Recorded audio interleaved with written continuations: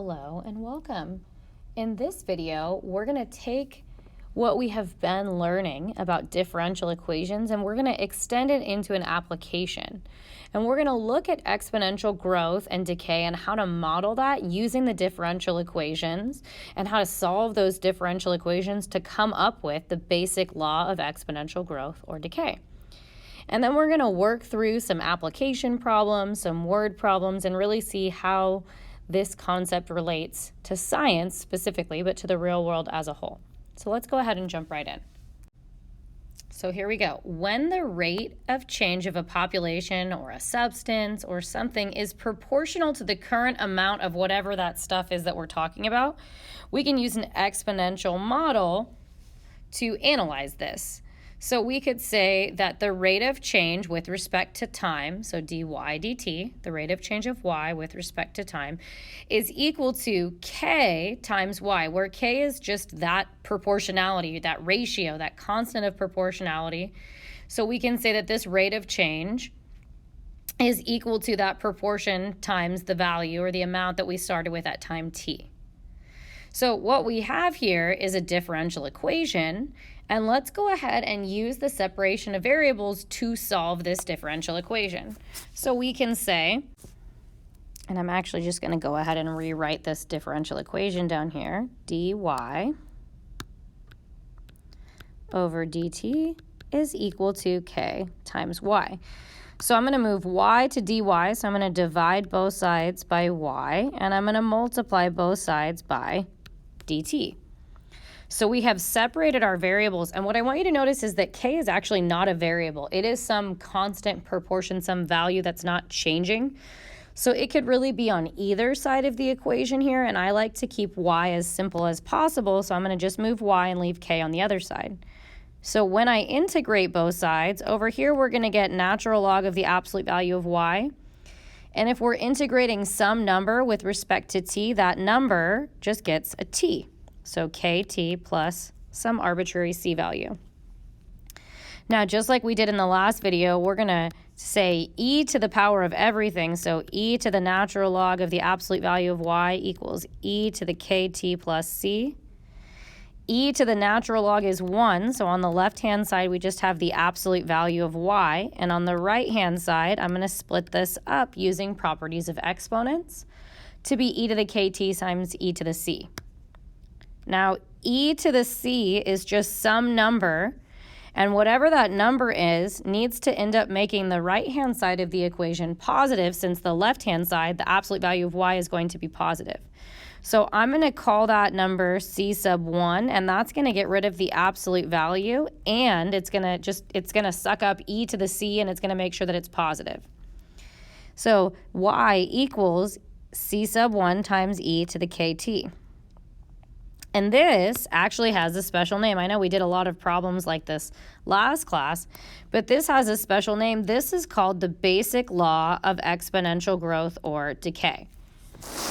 So we're going to spend less time solving the differential equation that we just solved over here on the left-hand side and more time actually using the solution to find a particular value. So let's talk about this solution. This solution has a handful of different pieces. Some of those pieces are constant, meaning they're not changing, and some of them are the variables. So let's talk about each piece. So we have our c, which we know is some arbitrary number. C is holding the place of some condition, some initial value in this case. K is the constant of proportionality. This is the ratio or the relationship that they're giving us at the beginning of the problem. So both of those values do not change. Once we find them once, they apply in all circumstances on that particular problem. So what's changing? Well, the things that are changing is time. So our exponent is changing. As time changes, that's also going to change our y value, which is our amount of whatever it is that we are talking about. Amount of the substance, of the particle, of whatever it is that we are talking about.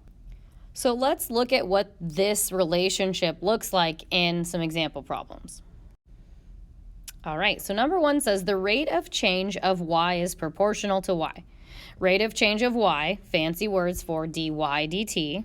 So let's actually set this up. Rate of change of y, that just means dy dt, is proportional to y, means that we get to use the fact that this is ky. When t equals 0, y equals 2. So I'm going to write some ordered pairs that are actually going to be ty instead of xy.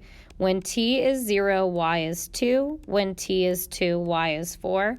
And we're being asked for what is y when t is 3.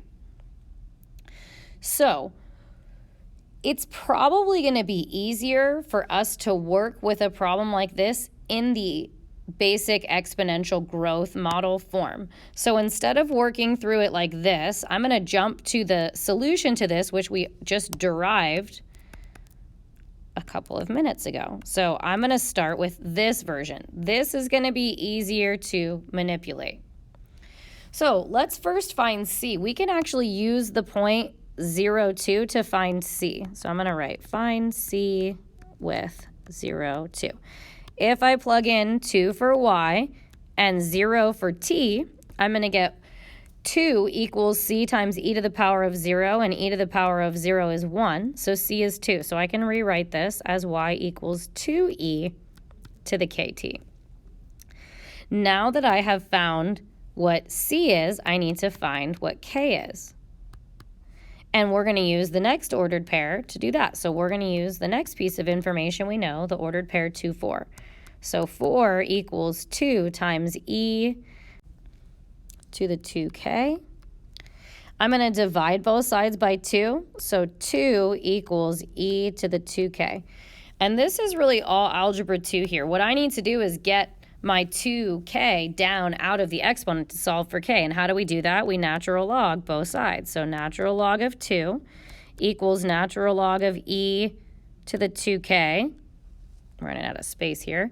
And remember, this exponent can move in front. So natural log of 2 equals 2k natural log of e. And what's natural log of e? It's just 1, so equals 2k. So k is going to be natural log of 2 divided by 2.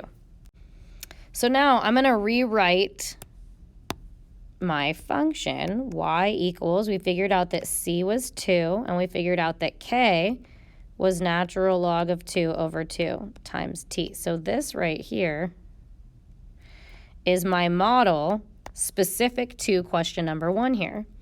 And what did question number 1 asked us? It asked us to find y when t is 3. So y equals 2 times e to the natural log of 2 divided by 2 times 3.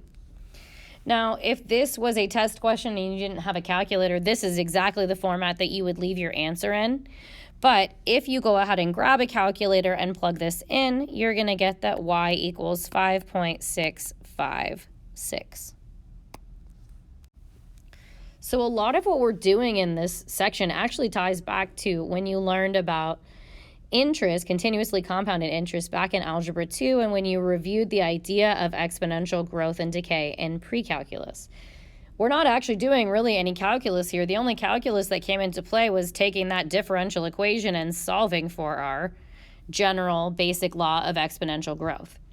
So we're going to work through some more examples, but really just pay attention, go slow, show as much as you need to show, because again, most of this is pre-calculus. Okay, I'm going to give us some more room to do number 2, so I don't have to squish it in here. Number 2 says, what is the rate of growth of the population in a city whose population triples every 100 years? And the directions, which I accidentally just deleted, said that we are allowed to assume the growth model can be applied, the basic law of exponential growth. So that means we are using this idea. We're going to use this model. And what do we know? Well, we know that the population triples every 100 years. So when t is 100, the population, which starts as c, right? C is the original population. So c is initial population, which means at t equals 100, the population has tripled, so it has become 3c. Now, we don't actually know what the original population was. We don't know what happens when we triple it. So we're actually going to leave things in terms of c right now. So I'm going to plug in this ordered pair. 3c is y is equal to c times e to the k times our t value, which in this case is 100. So 100 times k. And our goal is to solve for k. Well, if you notice, we can actually just divide both sides by c to eliminate our c's. So 3 equals e to the 100k.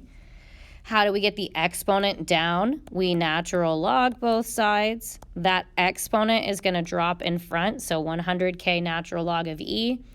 Natural log of e is just 1, so natural log of 3 is equal to 100k. So k is equal to natural log of 3 divided by 100. This is our rate. And again, if we didn't have a calculator, we would leave it like this. And actually, let's just go ahead and leave it like that. So depending on what piece of information we're looking for, we can use this setup to find it. Let's go ahead and look at a couple more examples.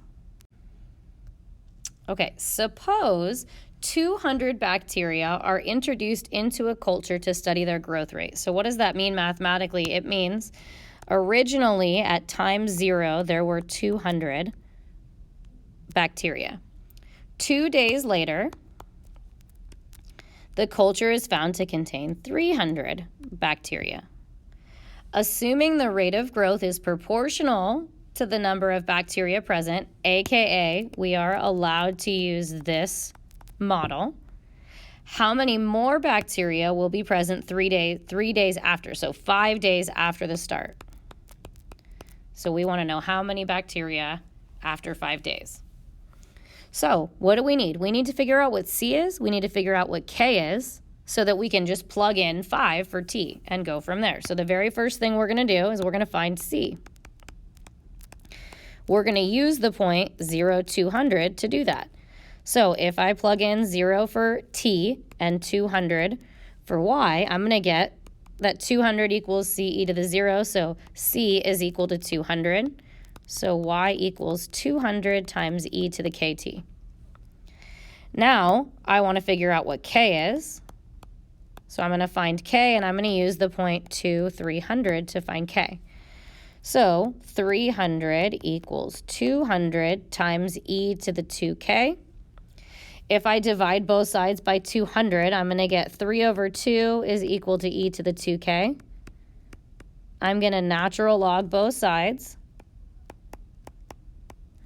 Natural log of e is 1. So natural log of 3 over 2 equals 2k, which means that k is natural log of 3 over 2 divided by 2. I don't really want to have a complex fraction, so I'm going to put the 1/2 in front here. K is 1/2 natural log of 3 over 2. So let's rewrite our model now. Y equals, C was 200 times e to the power of 1/2 natural log of 3 over 2 times t. So now we can figure out what happens, y, when t equals 5. So y equals 200 times e to the 1/2 natural log of 3 over 2 times 5. And again, if this was a question that you didn't have a calculator for, you would leave it just like this. If you actually use your calculator, you end up getting that y is 551.135 bacteria. And the best way to answer this question would be to write in a complete sentence, after 5 days, the culture will contain 551.135 bacteria. Okay, another application of this model, of this exponential growth, basic law of exponential growth, is actually in science, and it's called Newton's law of cooling. So we're going to extend this just one step further and look at 2 examples, and then we'll go ahead and wrap up this video. Okay. Newton's law of cooling states that the rate of change of the temperature of an object is directly proportional to the temperature of the room, or the ambient temperature. So this formula should look a lot like what we just did. The big difference here is this T sub S, and that just is saying that S is the temperature of the room or the surrounding temperature. So this differential equation, if you solved it using the exact same process that we solved before, you would end up getting this model over here. And this looks exactly like the model that we were just using. Look at this piece here. The only difference is that we add in that room temperature piece to start out. So you will often see a question that specifically mentions that it's modeled using Newton's law of cooling, or you will be given information about room temperature. So we're just going to look at two more examples and then wrap up. A hot pocket is removed from the microwave with a core temperature of 398 degrees in a room at a constant temperature of 68 degrees Fahrenheit. So there's our room temperature, 68 degrees. And we're being given sort of an initial condition that originally it's 398 degrees Fahrenheit. That is a hot pocket. After 5 minutes, you take a bite and burn your mouth because the hot pocket is still 242 degrees Fahrenheit. Ouch. And then the question, how long will it take for the hot pocket to be ready to eat? So we're looking for the time here when it's at 155 degrees. So let's set this up using this same model here. So we're going to start with y equals the room temperature, 68, plus CE to the K T. Same process that we did before. We need to first find C. And we're going to use 398 to do so. So 398 equals 68 plus C times e to the power of 0. So C is going to be 398 minus 68, or 330. So y equals 68 plus 330 e to the kt. And just like we've been doing, now we need to find k. And we can find k with the second piece of information they gave us, 242. So 242 equals 68 plus 330 times e to the 5k. I'm going to subtract 68 on both sides. So that's going to give me 174 equals 330 e to the 5k. I'm going to divide by 330, and I'm going to just tell you that if you divide by 330 and simplify your fraction, so divide everything by 330, you get 29 over 55.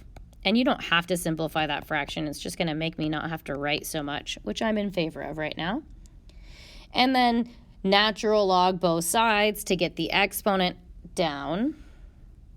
And why did I start writing a 3? This should be a 5, and this should be a 5. So natural log of 29 over 55 equals 5k natural log of e. So k, since natural log of e is 1, k is going to equal 1/5 of natural log of 29 over 55, or natural log of 29 over 55 divided by 5. So let's rewrite our model. 68 plus 330 times e to the 1/5 natural log of 29 over 55 times t. And then the ultimate goal on this question was to figure out what time gives us a y value of 155. So I'm going to set 155 equal to that 330 e to the 1/5. I'm going to run out of room here. 29 over 55t. So I'm going to subtract 55 from both sides. That's going to give me 87. And then I'm going to divide by 330. So 87 divided by 330 equals e to the 1/5 natural log of 29 over 55 times t. I'm going to natural log both sides.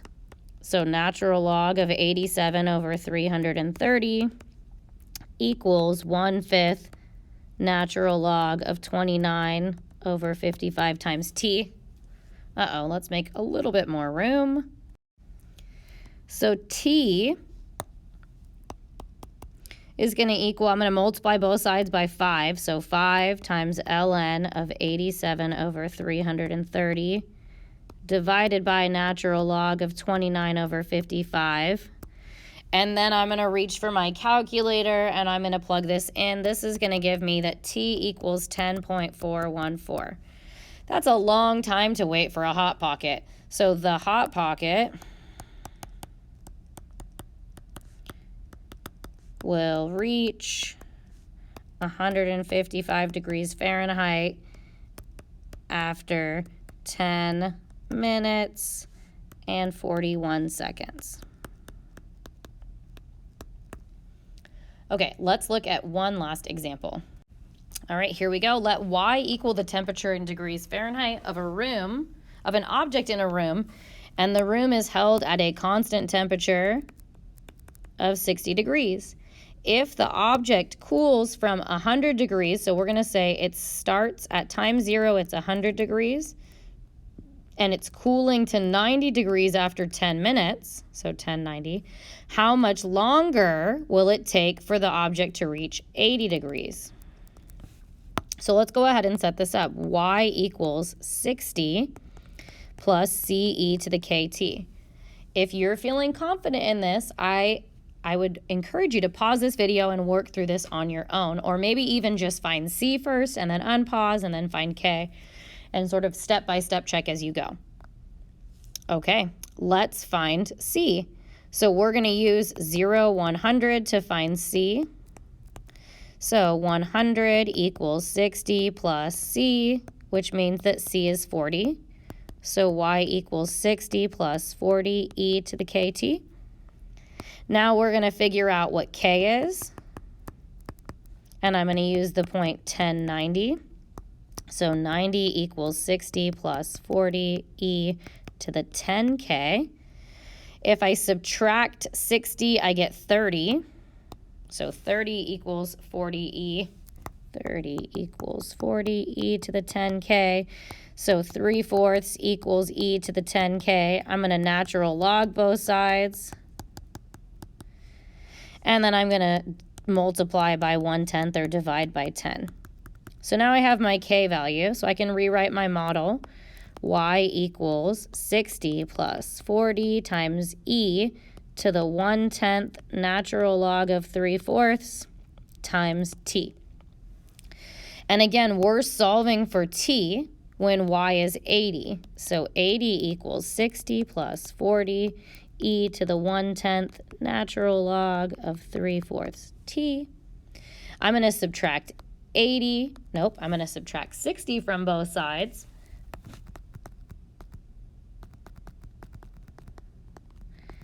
And then I'm going to divide by 40, so 1/2 equals e to the 1/10 natural log 3/4 t. I'm going to natural log both sides, so natural log of 1/2 equals 1/10 natural log of 3/4 times t.